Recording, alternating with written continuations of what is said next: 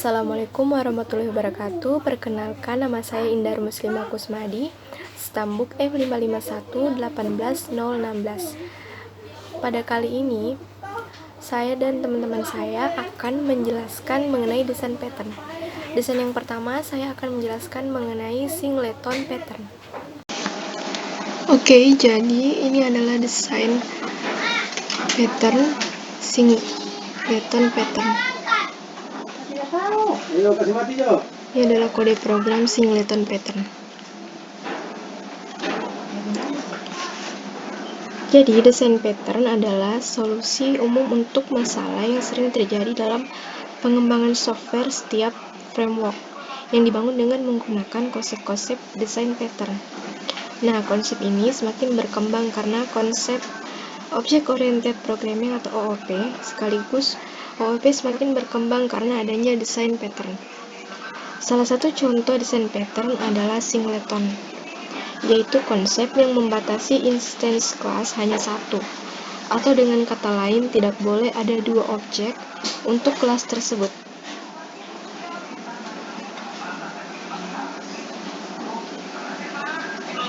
Nah, berdasarkan contoh dari codingan ini, di sini kita punya objek dari kelas tersebut, yaitu wayang. Jadi, kita memiliki satu objek yaitu wayang. Berdasarkan konsep dari singleton pattern, yaitu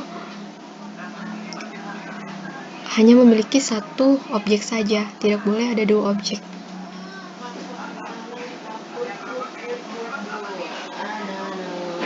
Dari objek ini terdiri dari beberapa jenis-jenis wayang. Yang pertama, yaitu ada wayang lala gareng, juling, mesem, ceko, pincang.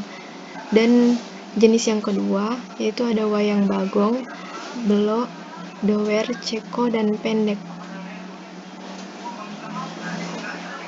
Kemudian kitaran.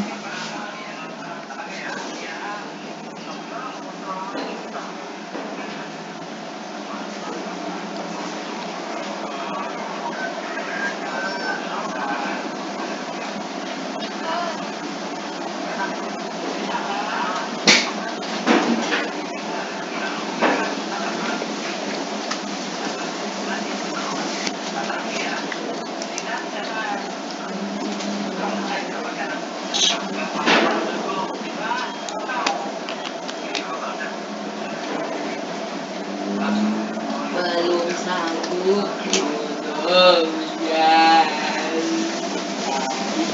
Nah, ini adalah hasil run dari objek wayang ini. Terdiri beberapa jenis, yaitu yang pertama, jenis wayang, ada wayang lala goreng, ada bentuk mata, juling, bentuk mulut, bentuk tangan, bentuk kaki, nah jumlah objeknya ada satu. Jenis wayang yang kedua, ada wayang bagong. Bentuk matanya, ada bentuk mulut, ada bentuk tangan, dan bentuk kaki. Dan jumlah objeknya juga ada satu. Assalamualaikum warahmatullahi wabarakatuh. Nama saya Nurhaliza, Standbook F551180012. Saya akan menjelaskan tentang desain pattern bridge pattern. Jadi, bridge pattern ini adalah pola desain yang membagi logika bisnis atau kelas besar menjadi hierarki kelas terpisah, namun dapat dikembangkan secara mandiri. Contohnya seperti ini, kelas pesan, kelas sistem pesan, kelas pesan user, kemudian public interface-nya ini dia terpisah dan dapat dikembangkan secara mandiri. Salah satu hierarkinya ini disebut sebagai abstraksi. Ini disebut sebagai abstraksi, dan objek hierarki kedua disebut dengan implementasi. Abstraksi akan dapat mendelegasikan beberapa atau kadang-kadang sebagian besar panggilannya ke objek implementasi. Karena semua implementasi akan memiliki antarmuka yang sama. contohnya dalam penggunaannya ini pada aplikasi lintas platform, di mana di sini platformnya ini kita pakai pesan, mengirim pesan, pengirim email, dan pengirim server MMSMQ dan web service. Contohnya, bridge dapat dikenali dengan perbedaan yang jelas antara beberapa entitas pengendali dan beberapa platform berbeda yang diandalkannya. Kemudian di sini pada programnya kita bisa lihat di sini static subjeknya pesan, dan message atau isinya adalah hai, ini adalah pesan. Kemudian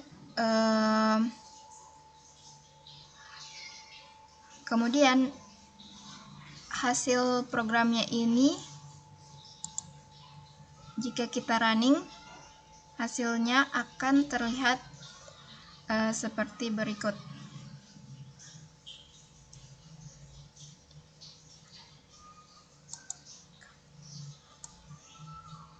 Seperti ini. Jadi dia memiliki antarmuka yang sama, tapi antarmuka yang sama dan dapat datanya itu saling dipertukarkan dalam abstraksi. Contohnya ini pada email pesan hai, ini adalah pesan. Kemudian pada server MSMQ pesan hai, ini adalah pesan. Begitu pula pada web service dan email hai, ini adalah pesan, dan komentar user semoga selalu sehat. Jadi output dari bridge pattern itu yaitu abstrak atau operasi dasar, kemudian concrete implementation A, hasil di platform A, kemudian extend abstraction atau operasi yang diperpanjang, kemudian hasil implementasi platform B, platform C, dan lain-lain.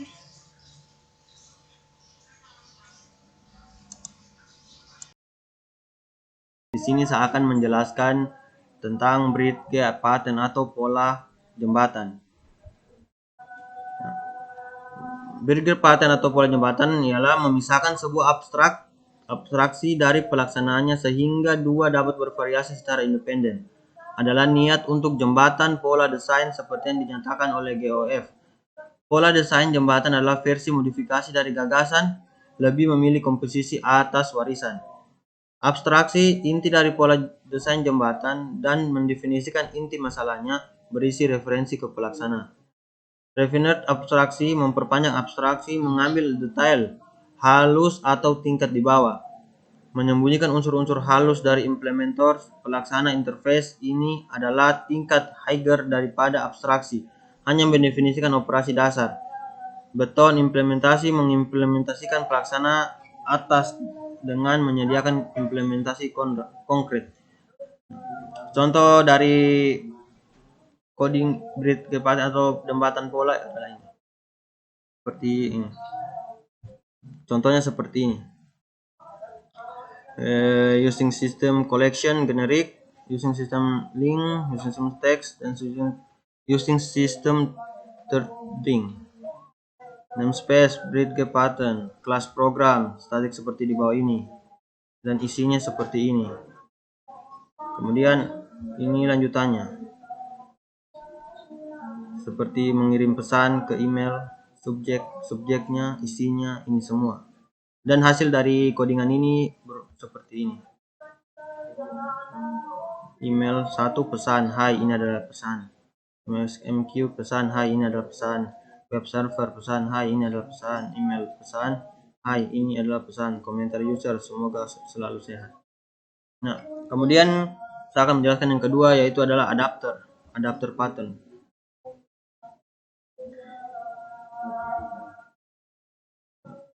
Adapter pattern adalah salah satu pattern yang termasuk ke dalam struktural pattern. Adapter pattern berfungsi untuk menggunakan kembali metode yang sudah digunakan pada kelas sebelumnya terhadap kelas baru yang akan kita buat dalam adapter pattern. Terdapat 4 kelas: kelas adapter, kelas clean, kelas target.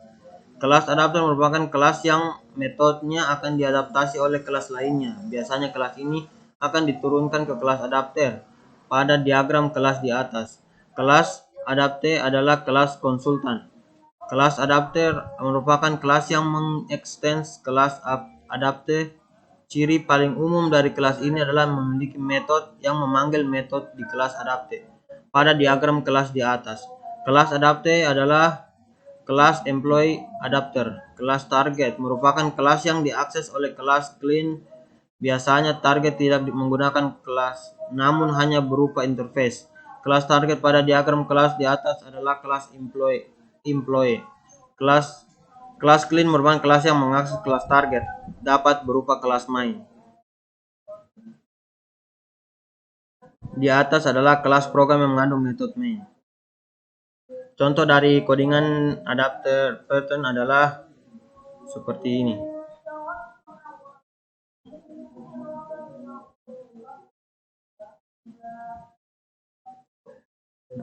Seperti ini contohnya. Dia memiliki public trapezium, kelas trapezium. Di sini seperti public integer tinggi, set integer seperti ini contohnya. Kemudian lanjutnya seperti ini. Kelas luas trap, konsol tinggi, sisi A, sisi B. Dan hasil dari codingan tersebut ya ini. Trapezium menghitung keliling trapezium, diketahui sisi A sama dengan 5, sisi B sama dengan 5, sisi C sama dengan 5, dan sisi D sama dengan 5. Maka hasil perhitungannya sama dengan 20. Nah, itulah hasil dari penjelasan saya. Lebih dan kurangnya dimohon maaf.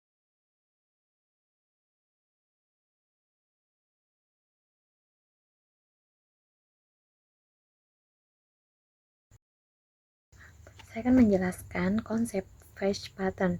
Konsep fetch pattern itu pada codingan ini menyembunyikan kompleksitas subsistemnya. Nah, di mana sehingga implementasinya hanya menampilkan rakitan motor tahap per tahap sehingga tidak membingungkan. Jadi hal tersebut bisa dilihat dari running yang telah kami lakukan.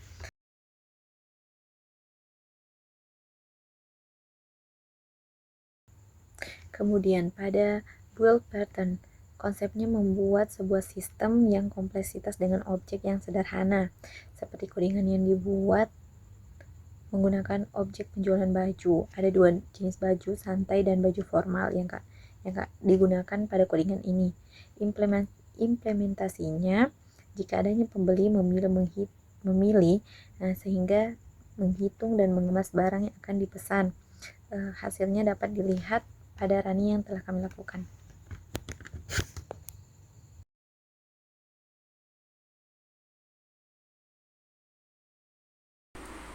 Assalamualaikum warahmatullahi wabarakatuh. Kali ini saya akan menjelaskan tentang proxy server. Yang pertama yaitu, apa sih itu proxy server?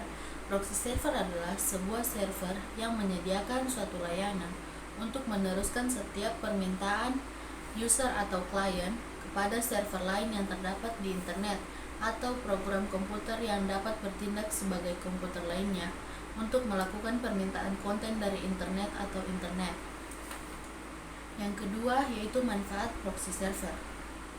Yang pertama yaitu untuk meningkatkan kinerja jaringan, dan yang kedua untuk memfilter permintaan. Yang selanjutnya, fungsi proxy server. Fungsi proxy server ada 3, yaitu connecting, sharing, filtering, dan caching. Selanjutnya, tujuan proxy server. Proxy server bertujuan untuk menghasilkan speed internet dengan request yang cepat. Dan yang terakhir, cara kerja proxy server. Cara kerja proxy server yaitu klien yang tersambung dengan proxy dan meminta layanan tertentu seperti file, koneksi, akses web page, ataupun. Saya akan menjelaskan sedikit codingan tentang proxy server. Yang pertama yaitu proxy pattern. Proxy pattern memungkinkan untuk mengontrol suatu objek untuk membuat dan mengakses objek lain. Proxy pattern memiliki fungsi sebagai gerbang dalam mengakses objek lain. Selanjutnya yaitu public class. Public class ini digunakan untuk menyatakan bahwa kelas, metode atau atribut tersebut dapat diakses oleh kelas lain atau kelas manapun. Fungsi dari console writeLine adalah nantinya akan membuat baris. Selanjutnya, public interface client, yaitu tampilan yang akan terbuka saat user atau pengguna kita membuka server yang telah kita buat.